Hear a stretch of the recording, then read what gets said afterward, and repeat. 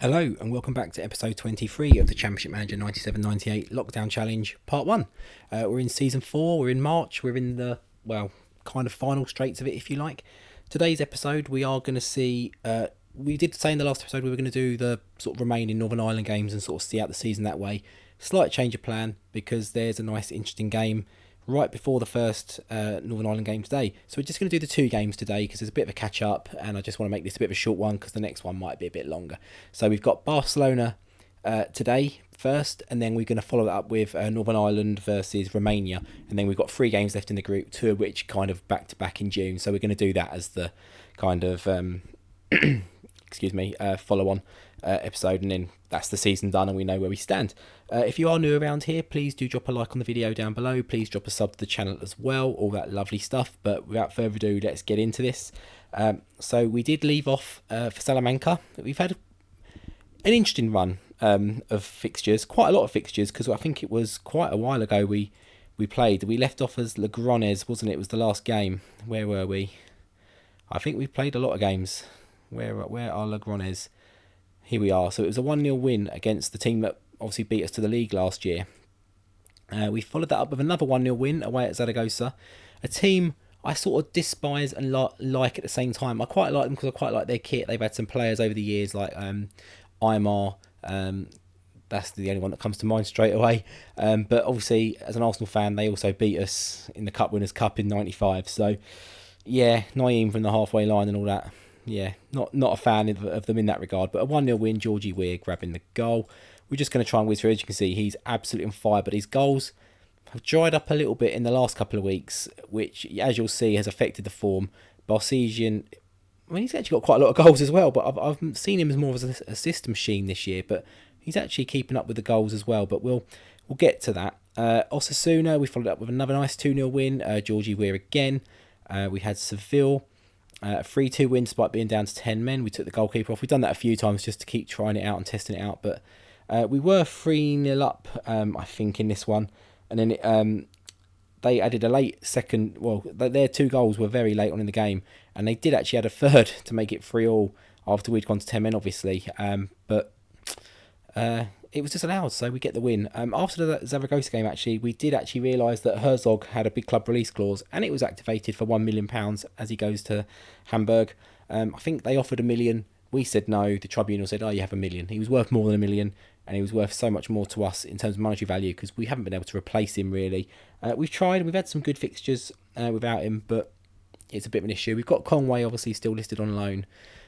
With that big club, but we've got half the team, most of the good players in this team have got a big club release clause in them, and even if I offer them a new contract, it's not enough to get rid of it. But the eagle-eyed amongst you may have spotted this result: 7-1 against Las Palmas. I mean, what can I say? Pt2 came in this game. George Weir was suspended for 2 games, as well as his goals. He gets a lot of red cards and disciplinary points. But yeah, Barcelona grabbed 2 as well. Fetis came in on the right because Vida was injured. Did okay when he was in.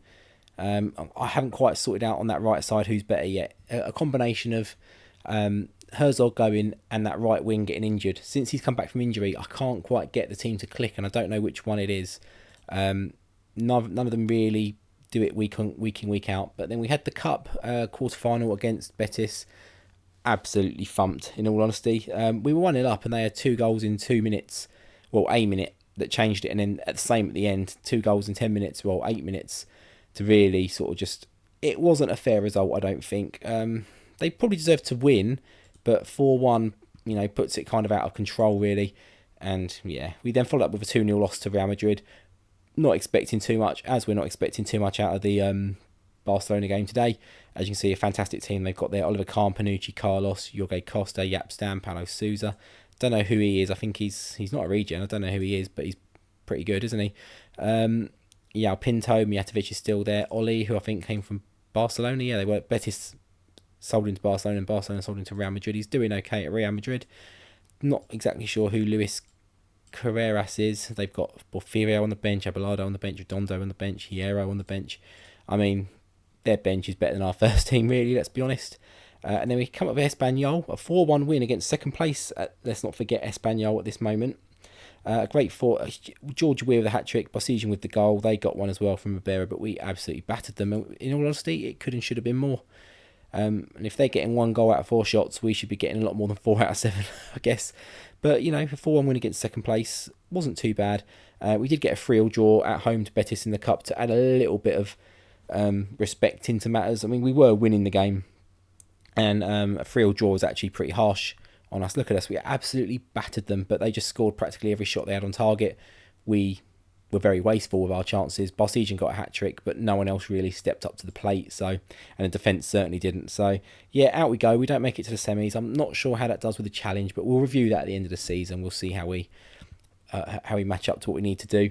A 5-3 loss against Real Sociedad. Yeah, not great. Again, should have been a draw probably. Henrik Larsson getting a hat-trick. He's not very good in the game generally. He's done okay for them this season, not generally, but it was just a bit of a harsh result again. Look, they've had 5 shots on target and they've scored all 5. We've had 7, we scored 3 of them. 20 shots in all, more possession, but it was just one of those games. Unfortunately, we've had a few of those, and this is where I think the wheels started to fall off, then they come back on again, and then they fall off again. 3-0 win against Compostela. I think they're near the bottom of the table, so yeah, you know, Georgie Weir getting a goal, Favour back in because what's his name, Ruben Nelson, which is Valderrama's regen, got injured for about a month or so, but he's done quite well since he come back in. We have tried to mix, again, it's a similar situation to the right wing. Since Ruben Nelson come back from injury, it's getting a position where, you know, one of them takes it by the horns.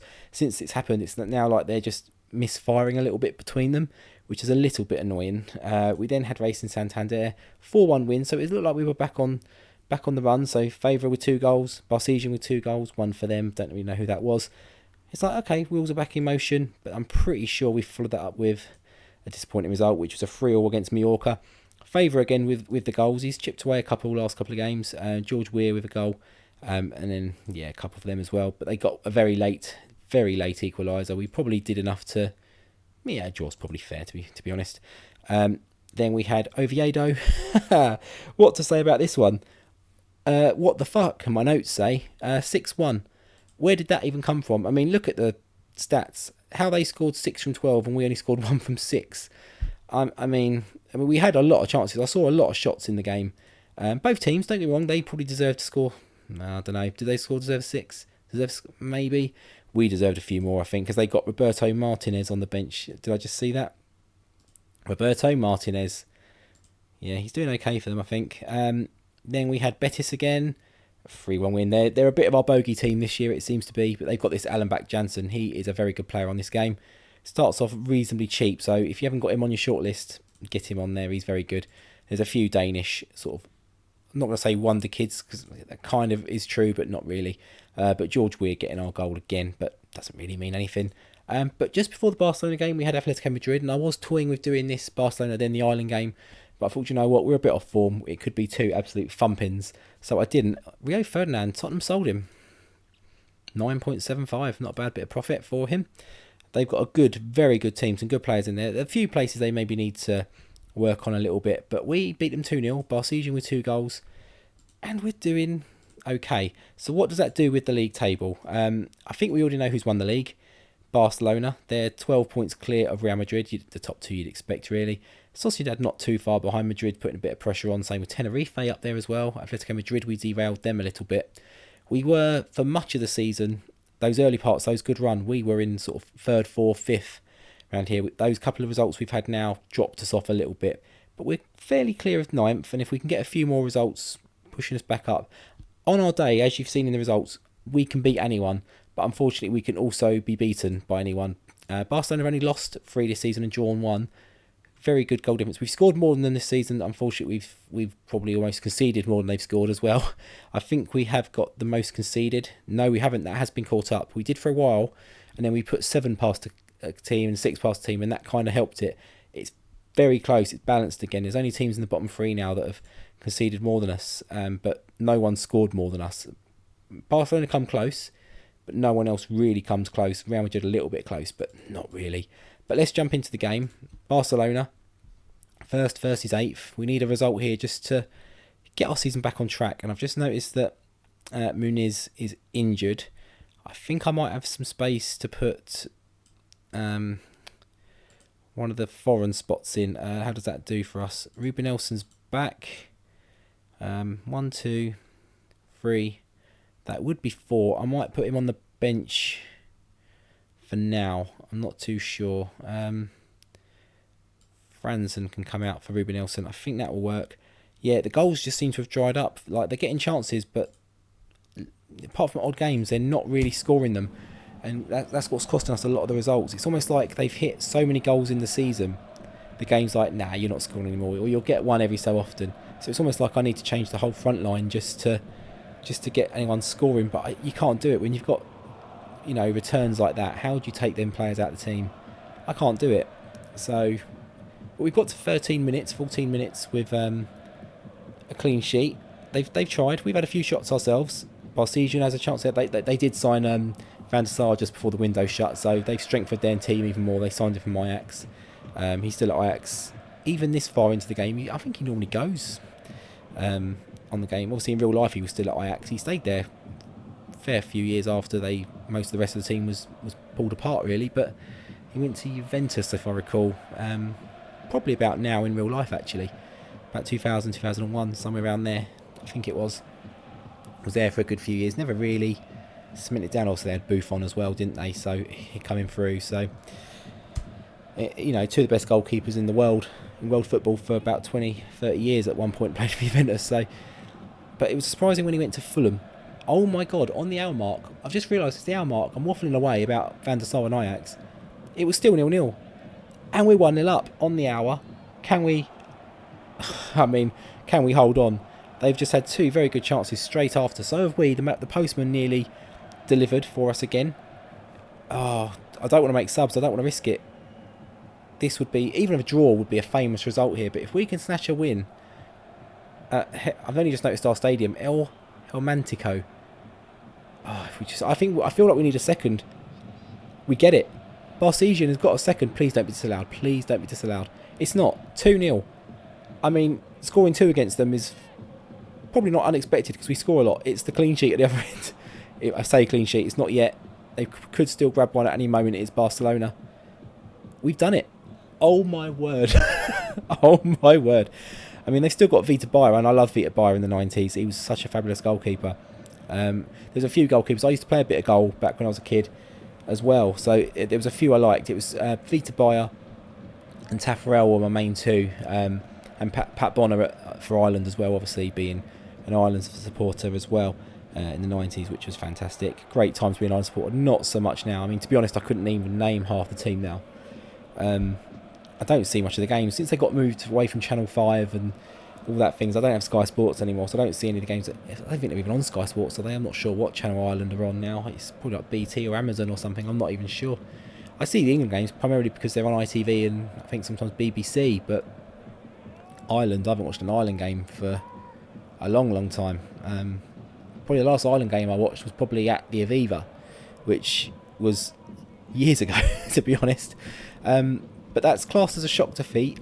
Yeah, I guess so. I mean, we're better than shock defeat, but I guess we have just been promoted. But our form and our position in the table, befits more than being a shock, I guess. But they are far and away the better team. Did Real Madrid close the gap on them? They did. They beat Santander, which helped us out a little bit as well. But we'll be back in a few days. We've got that Northern Ireland game, so see you shortly. Okay, we're back almost at our game. I think we're playing either later today or on Sunday. Something very infuriating has happened just as I got to the screen. So we've had about 3 players get injured. A virus, a knock and something else. I can't remember. They were all 3 attacking players. Bearing in mind we haven't got a huge amount of attacking players anyway. But it says you may withdraw them and replace them with another player. It hasn't given me the option to get to the screen and replace with another player. So I'm not going to be able to. So why give me that? Why say you can replace them? Oh, there's another one. You can replace him with another player. A virus. He's a few days, so he'll probably be okay. The thing is, with Northern Ireland, we don't have that many players. Well, we've got till Wednesday. Maybe we can replace. We'll try it with Damien Johnson because it doesn't really matter if he's not fit. But we haven't got a huge amount of players to sort of go from anyway. We did actually add Jim Quinn. He's at Everton now. Into the team previously. He should hopefully be back. We've got Patterson. He's a defender left. We don't really need a defender left. Don't really need any of them. Let's have a look striker wise who we can bring in, because I think we lost Fitzgerald, which is one of them, which is he's our best player, he's our top goal scorer. Fitzgerald, a couple of weeks he's going to miss the game. McMahon, He's at Chelsea a few weeks. He's going to miss the game. Stephen Robinson, is he in the team? He's in there. I think he's injured as well. Oh, he's making his way back from injury. Neil Patterson, he's not really doing much for Wigan, is he? Colin Black, Swansea, not doing much for them. Got another Patterson. Mr. Patterson, no. Phil Gray, Luton. He's scoring goals. He's got numbers on his side. What's his heading? 8 off the ball. Right, he's in. Anyone else? No. John McCarthy, Birmingham. Scoring a few goals a few seasons ago. Not really done anything this season at all, or last season. John Kennedy. Don't know who this guy is. Regen, I assume. Don't know who of. Got good stats. We'll add him to the shortlist. Let's see how that looks at our team and what we can actually piece together. So we need someone in the hole. Well, that's fine. That can go to Robinson. We need. Hopefully he'll be back. And then that leaves Phil Gray. To come in. I don't think I need to bring too many more. We might need. I feel like we might need another striker / attacking midfielder. Just because. Right, we're going to put him on the shortlist. We're going to withdraw him from the squad. He's not available. We just need to remember to put him back in next game. Because we can't do without him, in all honesty, can we? So, who did we say? John Kennedy. Going to call him up. I mean, great squad selection to have for such a big game in our season, in our qualification run. Let's see. It's going to get to Wednesday pretty quick. So Quinn's back. Conway still getting offers for loan. We're not, obviously, and White is as well. He's another one with a big club. We've managed to get on the loan list, but not many others. And despite only having 2 games and whatever, I'm seeing this is about to tick over to 20 minutes. Just so many offers. This is pretty much what it is all week. That and jobs. Oh, Liverpool gone for Andrew Mannering. I had the option and I chose not to take it again. We tried to get him in the summer, obviously. Couldn't afford him. We had no money left. We've got about 5 million in the kitty now. So we could have signed him before the window shut, but I didn't feel like striker was where we particularly needed to strengthen. We've got a few good options up there and a couple of backup options as well. I didn't want to dilute playing time any more than I kind of am already. Come on, Wednesday, where are you? Let's be having you. Another injury. It's too late to replace him. Great. So I take back that little bit of a rant earlier about, you can replace him. But it did do it in the last couple of games. I had an injury and I couldn't replace him. I took a player out and ended up being a player down. I mean, I would have been anyway because he was injured. But it didn't give me the option to replace him because the screen just flew past. Danny Griffin's injured. Great. A virus. Did we see that? Is that what we knew? Let's go with Jerry. Let's go with Jerry Taggart. We'll put our Aaron Hughes on the bench. He's not playing for us, and when he hasn't played very well. We've got a suspension on the right-hand side as well. I wasn't aware of that. Did that show on the last screen when I was looking? Maybe it did, but I wasn't paying attention. But I don't think it did, in all honesty. We're going to go Phil Gray, John Kennedy up front. Oh, someone else. Who's that goalkeeper? All right, let's just try and see what we can get from this game. Not confident at all. Romania's probably one of the better teams in the group. We've already been sort of batting above our average with all our fit players. With half a squad, we're not going to. There we go, 8 minutes. I think that's pretty much going to be the game gone. I don't think we're going to have enough in it. I don't think our forward line, I don't think our strikers are good enough to get us back in the game. I think there's a few debuts in this team as well, which makes it even harder. I mean, it's just probably going to be a case of how many they can score or how many we can keep out, really. If we can snatch one, Jim Quinn's got a chance of staking a claim for the team. I think we got... No, McVeigh was still injured, wasn't he? But we're going to have to have a serious rejig ahead of the next game. Just to get the squad sort of back up to where it needs to be, injury-wise. Which no doubt we'll have a few more happen in that time as well. But that's the idea for the next episode. I'll review it and recap it at the end of this one. But we're going to come back and just do the next 3 games in a row, basically. I think there's one in April or May, and then there's 2 in June. So yeah, we'll see out the games. But that's a 1-0 loss. Yeah, not much really happened in that game. They scored early on, and that was pretty much it, wasn't it? I should have clicked those games to see how Barcelona got on. I'm just intrigued to see how he's getting on for his country. He's not doing as good. I mean, Mariusson, he's captain for Iceland already. I mean, it's not a huge thing because he probably is one of their better. Obviously, he's one of their better players, even though he's one of our fringe kind of players. Now, where is Armenia? I think that's Barcelona, isn't it? Is he? Yeah, there he is. Didn't do anything, but they were playing France, but only 1-0. Robert Perez at Juventus. He always goes to Juventus. But that's where we're going to wrap up today. We'll be back next time for, we're just going to see out this qualification period. We'll see out the season in the Liga as well. We'll have a look back at the end of the season, how we got on. And then after that, we'll do another episode just recapping around this, this timeline again. As we always do, they're my favourite ones to record. Just go and have a look around at what's going on. It's, helps you, really gets the story going and seeing stuff and how the rest of the world's taking off around what you're doing as well. Until that next time, so if you are new around here, please drop a sub to the channel. Please drop a like on this video if you enjoyed today's video, enjoying this series. Any comments, all that usual lovely stuff. And until next time for the finale for this part of the challenge, I will see you next time. Take care.